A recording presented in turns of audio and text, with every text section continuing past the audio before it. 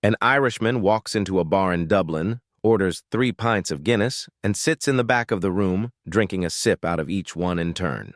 When he finishes them, he comes back to the bar and orders 3 more. The bartender approaches and tells him, "You know, a pint goes flat after I draw it, and it would taste better if you bought one at a time." The Irishman replies, "Well, you see, I have 2 brothers. One is in America, the other's in Australia, and I'm in Dublin. When we all left home, we promised that we'd drink this way to remember the days we drank together. So I drink one for each of my brothers and one for myself." The bartender admits that this is a nice custom and leaves it there. The Irishman becomes a regular in the bar and always drinks the same way. He orders 3 pints and drinks them in turn. One day he comes in and orders 2 pints. All the other regulars take notice and fall silent. When he comes back to the bar for the second round, the bartender says, "I don't want to intrude on your grief, but I wanted to offer my condolences on your loss." The Irishman looks quite puzzled for a moment. Then a light dawns, and he laughs. "Oh, no, everybody's just fine," he explains. "It's just that my wife had us join that Baptist church, and I had to quit drinking. But it hasn't affected my brothers, though." A trucker came into a truck stop cafe and placed his order. He said, "I want 3 flat tires, a pair of headlights, and a pair of running boards." The brand-new blonde waitress, not wanting to appear stupid, went to the kitchen and said to the cook, "This guy out there just ordered 3 flat tires, a pair of headlights, and a pair of running boards. What does he think this place is? An auto parts store?" "No," the cook said. 3 flat tires mean 3 pancakes. A pair of headlights is 2 eggs sunny side up, and a pair of running boards are 2 slices of crisp bacon." "Oh, okay," said the blonde. She thought about it for a moment, and then spooned up a bowl of beans and gave it to the customer. The trucker asked, "What are the beans for, Blondie?" "I love this one," she replied. "I thought while you were waiting for the flat tires, headlights, and running boards, you might as well gas up." A doctor walks into the exam room to find a husband and wife sitting there. "What seems to be the problem?" he asks. "Well, every time my husband opens his mouth, he can only sing," says the wife. "Interesting, but I'd like to hear it from your husband," replied the doctor. The husband shrugs, opens his mouth, and sings, "Well, she's all you'd ever want. She's the kind I like to flaunt and take to dinner, but she always knows her place. She's got style. She's got grace. She's a winner. She's a lady." "Interesting," says the doctor. "Let's try it again." The husband once again opens his mouth and sings, "What's new, cat? Whoa, whoa, what's new, cat?" Once more, please," said the doctor. Again, the husband opens his mouth and sings, My, Delilah. Why, Delilah? I could see that girl was no good for me, but I was lost like a slave that no man could free." "I've heard enough," says the doctor. "Well, what's the diagnosis, doctor?" asked the wife. "I'd say it's an acute case of TJS, Tom Jones syndrome," says the doctor. "Is it rare?" asked the wife. The doctor replied, "It's not unusual." At one point during a game, the coach called one of his 9-year-old baseball players aside and asked, "Do you understand what cooperation is, what a team is?" "Yes, coach," replied the little boy. "Do you understand that what matters is whether we win or lose together as a team?" The little boy nodded in the affirmative. "So," the coach continued, "I'm sure you know. When an out is called, you shouldn't argue or curse the umpire or call him. Do you understand all that?" Again, the little boy nodded in the affirmative. The coach continued, "And when I take you out of the game so that another boy gets a chance to play, it's not a dumb decision or that the coach is a head, is it?" "No, coach." "Good," said the coach. "Now go over there and explain all that to your grandmother." There once was a monastery that was very strict. Following a vow of silence, no one was allowed to speak at all. But there was one exception to this rule. Every 10 years, the monks were permitted to speak just 2 words. After spending his first 10 years at the monastery, one monk went to the head monk. "It has been 10 years," said the head monk. "What are the 2 words you would like to speak?" "Bed, hard," said the monk. "I see," replied the head monk. 10 years later, the monk returned to the head monk's office. "It has been 10 more years," said the head monk. What are the 2 words you would like to speak? Food stinks, said the monk. I see, replied the head monk. Yet another 10 years passed, and the monk once again met with the head monk, who asked, What are your 2 words now after these 10 years? I quit, said the monk. Well, I can see why, replied the head monk. All you ever do is complain. So 3 tortoises, Mick, Andy, and Roy, decide to go on a picnic. Mick packs the picnic basket with beer and sandwiches. The trouble is that the picnic site is 10 miles away, so it takes them 10 days to get there. When they get there, Mick unpacks the food and beer. Okay, Roy, give me the bottle opener. I didn't bring it, says Roy. I thought you packed it. Mick gets worried. He turns to Andy. Did you bring the bottle opener? Naturally, Andy didn't bring it, so they're stuck 10 miles from home without a bottle opener.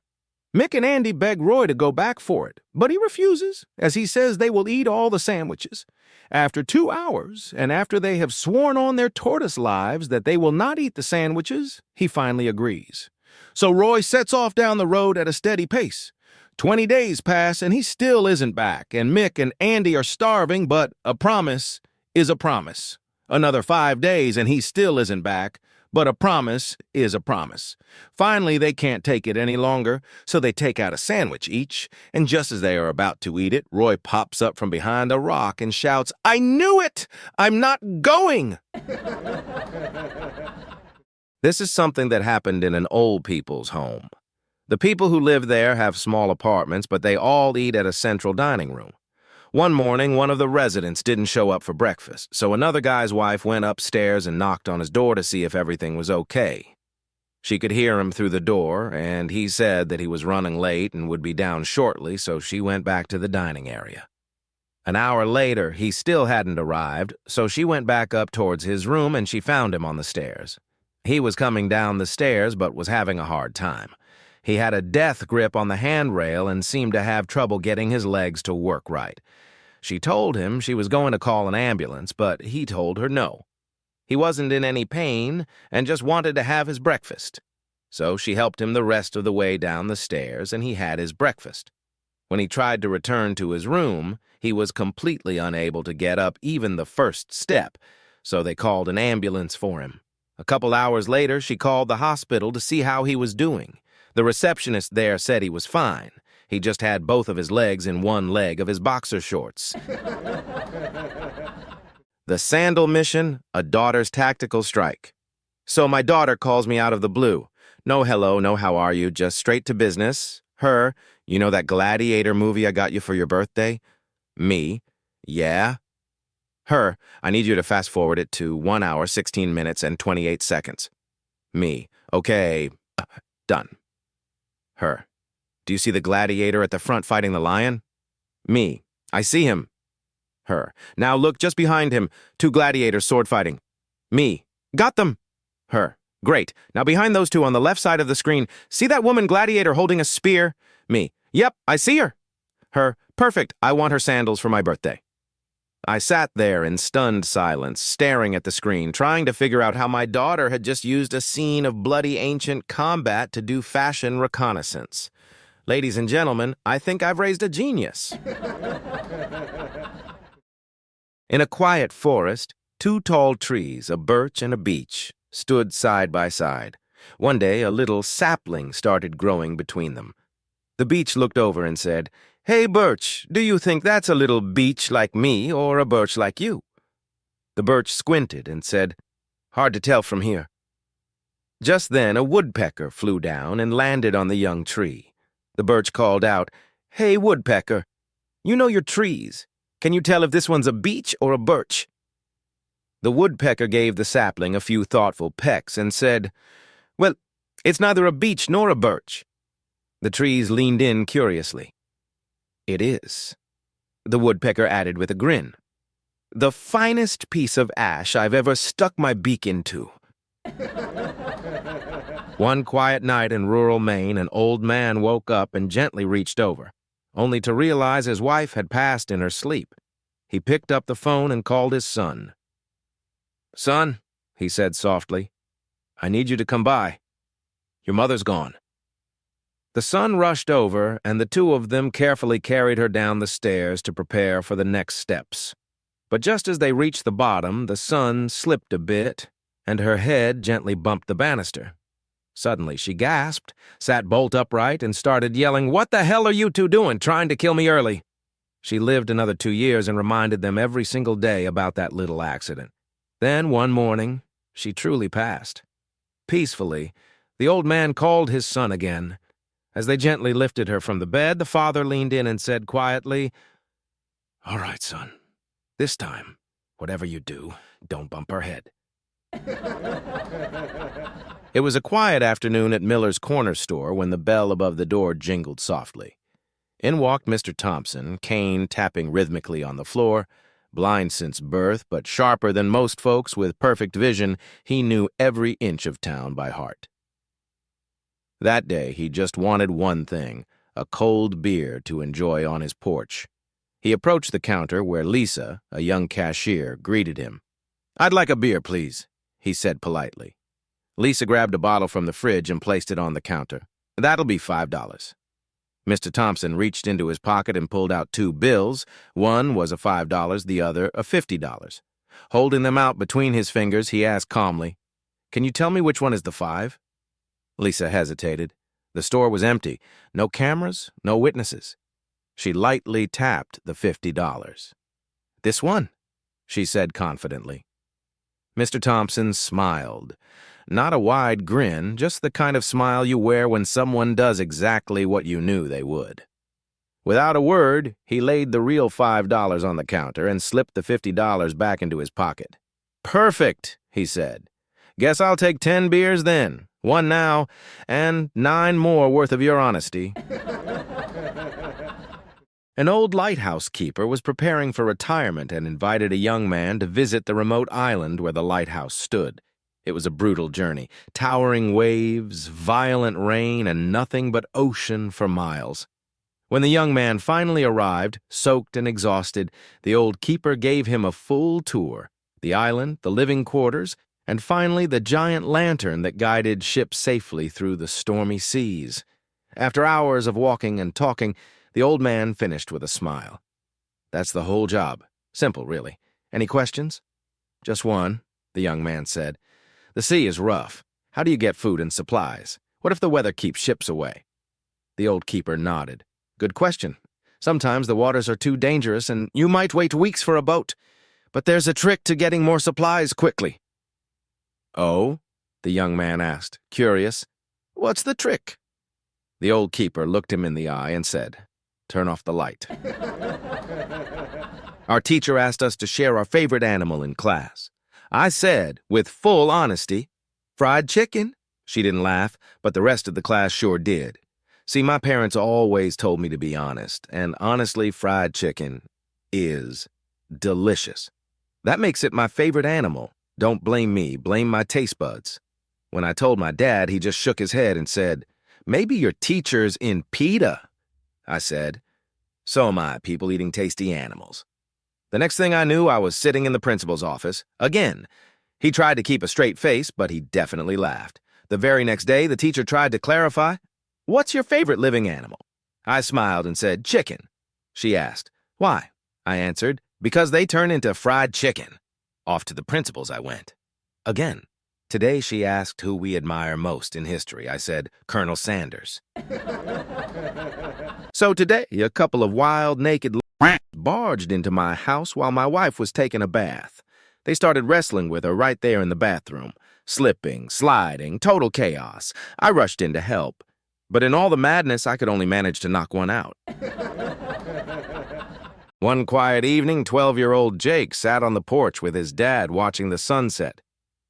"Dad," he said thoughtfully, "I really want to live forever. What should I do?" His dad took a slow sip of his coffee, nodded like a wise old monk, and said, "Get married." Jake's eyes lit up. "Wait, does marriage make you live forever?" His dad smirked. "No, son, it just makes you stop wanting to." Jake stared at him, blinked, then leaned back in his chair like a man who had just seen some things. "Are you okay, Dad?" Without missing a beat, his father replied, "Ask your mother."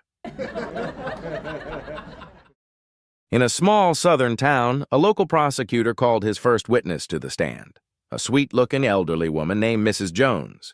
He smiled confidently and asked, "Oh, Mrs. Jones, do you know me?" She replied, "Why, yes, I do know you, Mr. Williams. I've known you since you were a boy, and to be honest, you've been a disappointment ever since. You lie, you cheat on your wife, you talk bad about people behind their backs, and you think you're more important than you really are. You ain't nothing but a paper-pushing, loud-talking, small-town show-off. Yes, sir, I know you." The courtroom fell silent. The stunned lawyer didn't know what to say, so he nervously pointed to the defense attorney and asked, Mrs. Jones, do you know the defense attorney?" She nodded.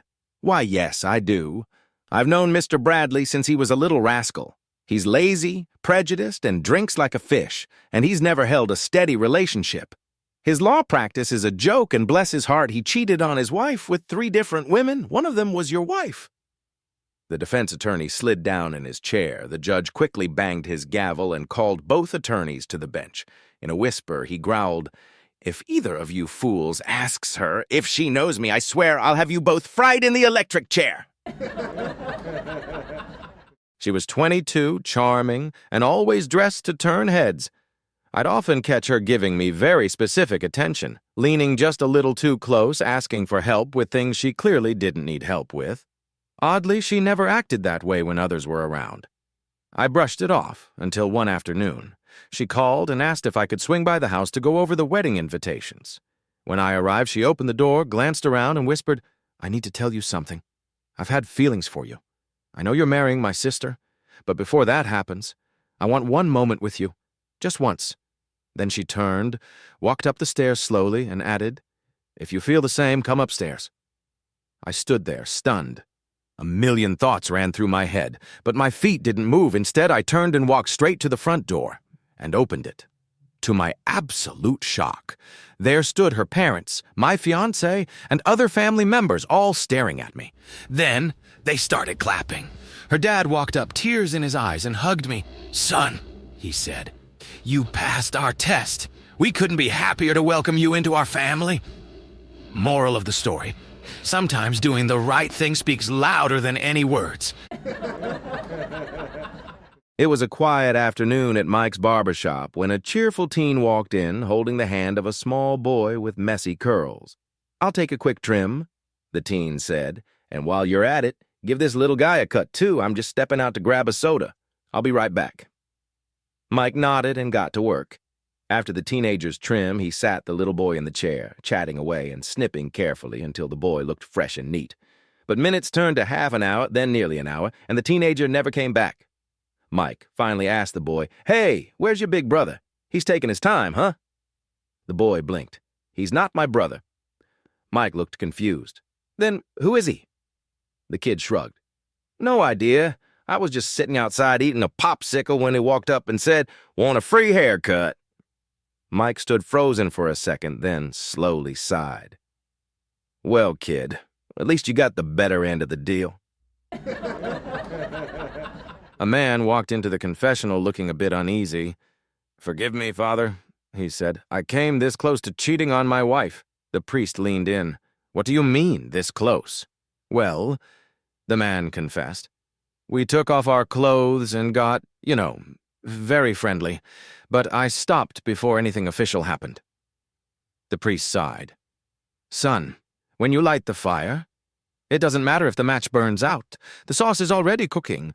For your penance, say 5 Hail Marys and put $50 in the donation box." The man nodded, left the booth, mumbled his prayers, and strolled over to the donation box. He took out a crisp $50 bill, rubbed it gently against the box, and then turned to leave. The priest, watching from a distance, rushed over. "Hey, I saw that! You didn't put the money in!" The man shrugged.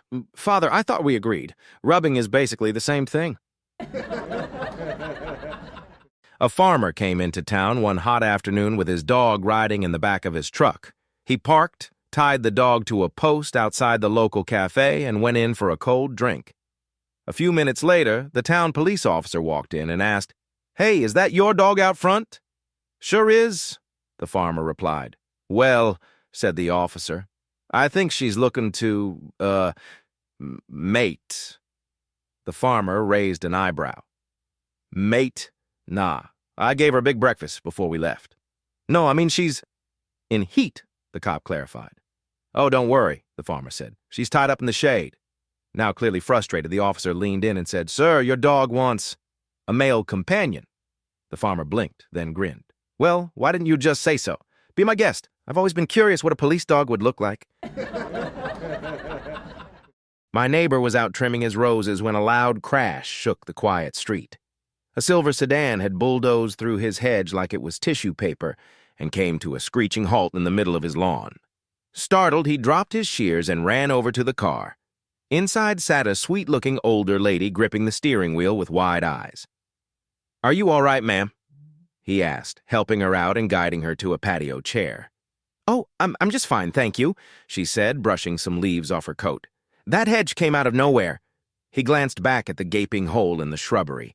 No offense, but are you still supposed to be driving? She lifted her chin proudly. I'll have you know I'm turning 98 next month. His jaw dropped. And they still let you drive? Oh, honey, she said with a mischievous twinkle in her eye. I don't even have a license anymore. Now fully confused, he asked, Wait, what? She leaned in and whispered like it was a family secret. Last year, my doctor asked to see my driver's license. I gave it to him and he calmly pulled out a pair of scissors, cut it up right there on the spot and tossed it in the trash. Stunned, my neighbor blinked. So what did you do? I thanked him for the recycling reminder, she grinned, got back in my car and drove myself home.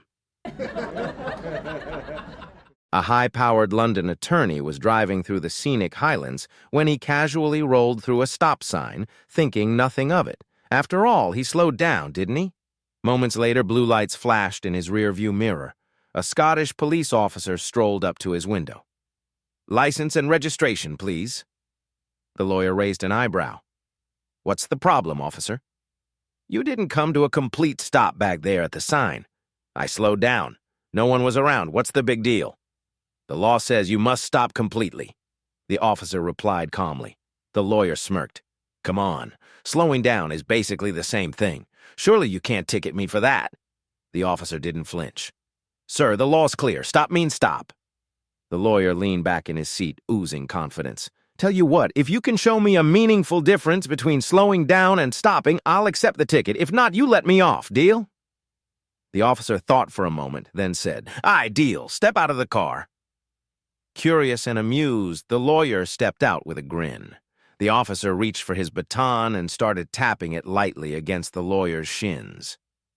Tap, tap, tap. The lawyer jumped back. What the hell are you doing? The officer smiled. Now tell me, sir, would you like me to stop or just keep slowing down? A husband and his wife were celebrating 50 years together. Their 3 kids, all very successful, all agreed to a Sunday dinner in their honor. Happy anniversary, Mom and Dad, gushed son number 1, a surgeon. Sorry I'm running late. I had an emergency at the hospital with a patient, you know how it is, and didn't have time to get you a gift. Not to worry, said the father. The important thing is that we're all together today. Son number 2, a lawyer, arrived and announced, You and Mom look great, Dad. I just flew in from Los Angeles between depositions and didn't have time to shop for you. It's nothing, said the father. We're glad you were able to come. Just then, the daughter, a marketing executive, arrived. Hello and happy anniversary. I'm sorry, but my boss is sending me out of town, and I was really busy packing, so I didn't have time to get you anything. After they finished dessert, the father said, There's something your mother and I have wanted to tell you for a long time. You see, we were very poor. Despite this, we were able to send each of you to college. Throughout the years, your mother and I knew we loved each other very much, but we just never found the time to get married. The 3 children gasped, and all said, You mean we're bastards? Yep, said the father, and cheap ones too. The world's richest man is dying. He's made peace with that. But what bothers him is no one in the afterlife will even know it. Here he's a self-made man who created this huge fortune from scratch, but he can't take it with him. Not that he could spend it, of course, but just to show everyone what a great success the poor boy had become. He broods over this so that his guardian angel is worried. One night the angel flies to heaven to consult Jesus. Jesus says, "Well, you know earthly wealth has no place here." The angel replies, "I know, Lord, but he's been such a good man. Did a lot for charity, ran his business honestly. He's only human. He can't help having this little quirk. Isn't there something we can do to ease his mind?" Jesus thinks a moment. "All right, let's look him up in the book of life." The book is like a film of this man's life, and seeing his struggles, Jesus is moved. He tells the guardian angel, "Wake him and tell him I will allow him to bring one suitcase, only one, mind you, and he can fill it with whatever wealth he chooses. At the moment of his death, it will be brought to heaven with him." The angel goes down and gives the message. The guy is happy, but what should he bring? Our money would mean nothing to people from another time. Jewels could be faked. Stocks and bonds could not be traded, so they'd be so much paper. Finally, it dawns on him. Gold. Gold has been valued throughout history. He sends out for the biggest suitcase he can find, fills it with gold bars, and sets it beside his bed. Now he can die in peace, and he does. True to the promise, he arrives at the pearly gates, suitcase in hand. St. Peter greets him warmly and says, "All right, let's see what was so important to you, that eternal life and bliss wasn't enough." The man proudly opens the suitcase, stuffed with row after row of little gold bars. St. Peter stares at it, puzzled, and says, "You brought pavement?" 4 older men are walking down a street. They turn a corner and see a sign that says, "Old Timers Bar, all drinks 10 cents. They look at each other and then go in, thinking this is too good to be true. The old bartender says, in a voice that carries across the room, "Come on in, and let me pour one for you. What'll it be, gentlemen?" There's a fully stocked bar, so each of the men orders a martini. In no time, the bartender serves up 4 iced martinis shaken, not stirred, and says, "That's 10 cents each, please." The 4 guys stare at the bartender for a moment, then at each other. They can't believe their good luck. They pay the 40 cents, finish their martinis, and order another round. Again, 4 excellent martinis are produced, with the bartender again saying, "That's 40 cents, please." They pay 40 cents, but their curiosity gets the better of them. They've each had 2 martinis and haven't even spent $1 yet. Finally, one of them says, "How can you afford to serve martinis as good as these for $0.10 apiece?" "I'm a retired tailor from Phoenix," the bartender says, "and I always wanted to own a bar. Last year, I hit the lottery jackpot for $125 million and decided to open this place. Every drink costs $0.10. Wine, liquor, beer, it's all the same." "Wow, that's some story," one of the men says.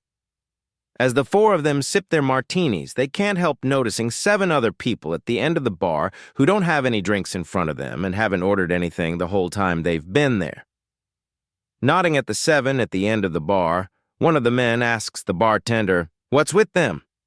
The bartender says, "They're retired people from Florida. They're waiting for happy hour when drinks are half price." A man has spent the evening in his local and, seriously under the influence, sets off home. He decides to take a shortcut through the graveyard and, stumbling along, falls into an open grave dug for a funeral the next day. He tries to get out, but it's been raining heavily and the sides are too slippery to climb, so after several attempts, he decides to wait until morning and sits down in the corner. Shortly after, another drunk comes stumbling through the graveyard, and he falls into the grave. He's trying unsuccessfully to climb out when a hand falls on his shoulder, and a voice says in his ear, "You'll never get out." But he did. A man picks up the ringing phone and says with a sigh, "Hi, Mom. Yeah, it's been a rough day. Gladys has been, well, her usual self. I know, I should stand my ground more, but it's not that easy. You remember how she gets..." Pause. "Yes, I remember what you said before the wedding. You warned me, said she'd turn my life upside down, that she was stubborn, dramatic, and would drive me crazy." "You were right, Mom. You were absolutely right." He listens for a second, then nods. "You want to talk to her?" He lowers the phone, turns toward the living room, and calls out, "Gladys, your mother wants to talk to you."